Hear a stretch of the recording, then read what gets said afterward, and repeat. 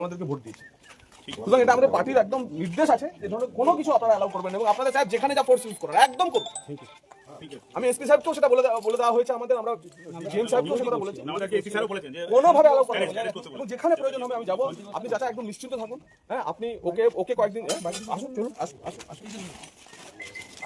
আপনার বাড়ি গেলে কি হবে, আমার কার্যকর্তাদের মধ্যে প্রতিক্রিয়া হবে এই বলে যে ওই অত্যাচারী লোকটার বাড়ি গেলেন, কিন্তু তবুও আপনি আপনার বাড়ি যাবো আজকে যখন এই ঘটনা ঘটে গেছে এবং নিশ্চিতভাবে আপনার বাড়ি আমি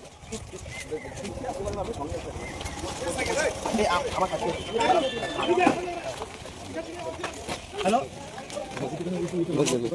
এখন ওই সময় এখন পরে কথা বলবো।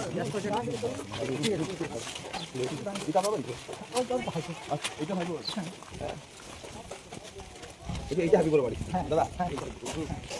ঠিক আছে চলুন, ঠিক আছে চাচা, ঠিক আছে। আর